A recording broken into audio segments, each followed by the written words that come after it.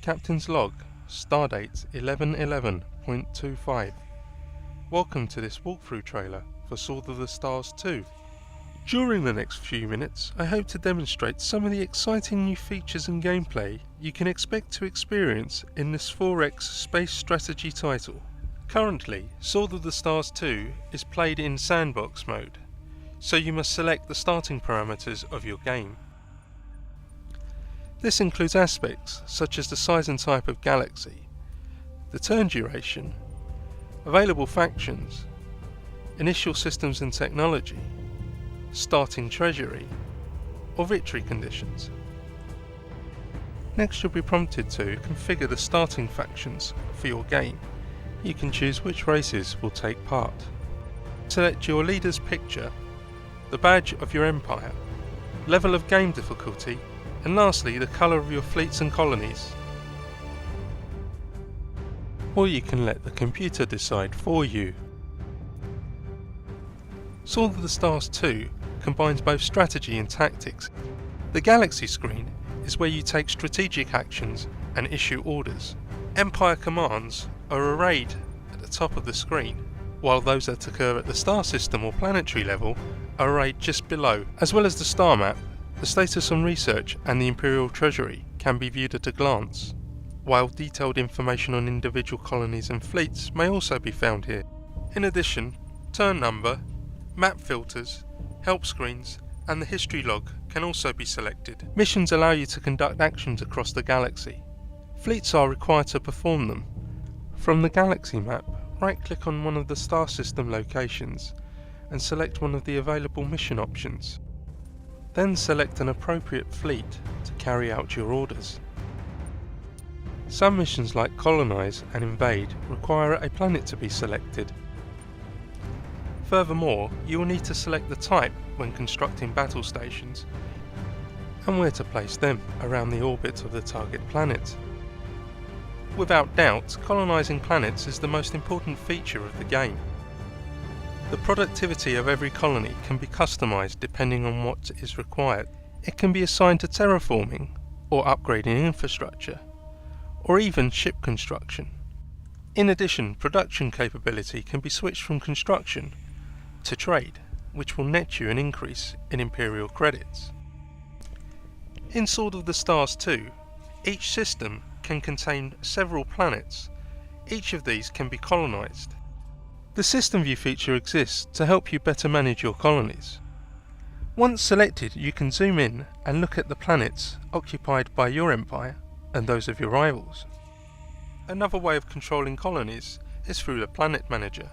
This allows you to bring up a list of all known planets surveyed on the galaxy map. This list will grow as you explore and find more star systems. Space stations can be built to improve the capabilities of a colony. Their construction affects factors at the planetary and also empire levels.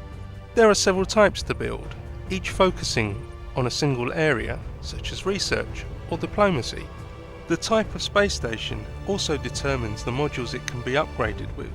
Only a certain number of modules can be built per station. Any modules added during upgrading are shown in the module queue at the bottom of the screen.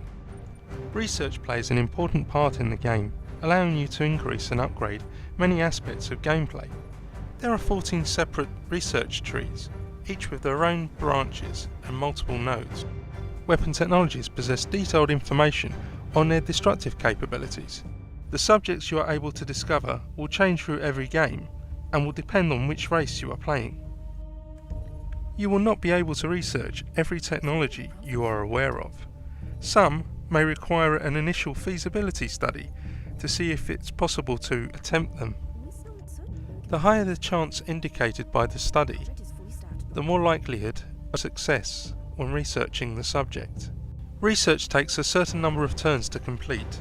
Increasing funding can speed up the discovery time. Once you have researched some advanced technologies, you will want to upgrade your fleet. The first step is to design a new ship. Enter the design screen and select the new hull type that you wish to create. Depending on the hull type chosen, you will need to configure up to 3 additional ship modules. The module on the left determines a ship's command capability, The module in the middle determines its mission capability, while the module on the right determines the method and speed of travel. Depending on the hull type and modules chosen, you will then be able to allocate weapon systems to turret points across the length of the ship. The range of weapon systems you will have available to you will depend on the technologies you have researched. In addition to weapon systems, hulls can be outfitted with a variety of capability boosting subsystems. When you are happy with the decisions you have made, you can save the design for later. Once you have updated your ship designs, you will want to use these to construct the next generation of ships for your fleet. The production screen shows information about each ship, including crew complement, supply and energy capacities, and the cost. Production of ships is now organised through invoices. You can now add and remove the number of ship types you wish to include in an invoice. Total cost and build time for all items in an invoice are indicated at the bottom of the new invoice panel. Remember to remove any unwanted ships before submitting the order. Once you are happy, you can submit the order and save the invoice for use at a later time. Once you have submitted an invoice, you can only cancel the batch ordered. You cannot remove individual ships from the order queue. Once your ships have been manufactured, they are placed in a holding area called the reserve. You will need to assign them to an active fleet by using the Fleet Manager. The first step in creating a fleet is to choose an admiral and give the fleet a memorable name. In order to create a new fleet, you must have at least one command-ready ship waiting in the reserve. The first available command vessel will be attached to the newly created fleet. The choice made by the computer can be changed by assigning an alternate command craft. Command ships provide a command point limit to the fleets they are assigned to. You can now drag additional ships to add to the fleet.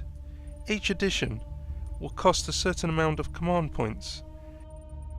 Once the total number of command points matches the limit, you cannot add any more new ships without first removing some.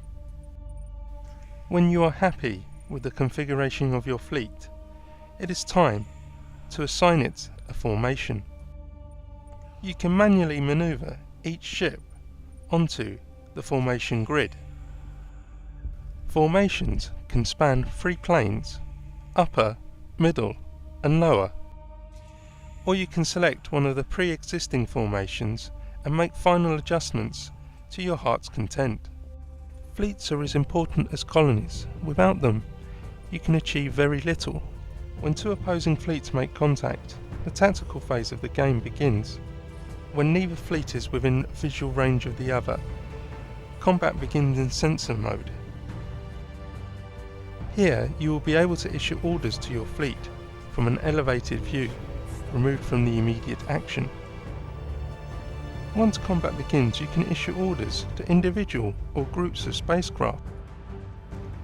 You can issue targeting and maneuvering orders through the ship and weapons control panels. You can keep an eye on the ship's crew complement and its supply and energy reserves, for if these reach 0, the ship will not be able to continue its fight. The weapon control panel allows you to select a targeting priority and firing mode for each class of weapon the ships in your fleet have.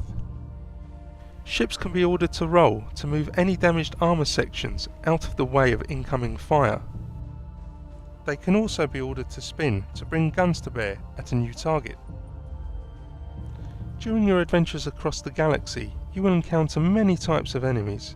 The most common will be fleets of rival species, but you will also encounter space fauna and other sorts of creatures. On this occasion, a fleet from Solforce has encountered a group of spectres. Their preferred method of attack is to surround the enemy craft and suck the life force of the crew. Some enemies will prove too difficult to engage until you have researched advanced technologies, while others will be dispatched quickly and easily. The choices on hand do not stop there. The Battle Manager allows you to position your fleets in readiness for an invasion. You can conduct diplomacy. You can issue repair orders to ships belonging to fleets that have been attacked. Check the history log for important events you may have missed. And now it is time to say goodbye. End of log.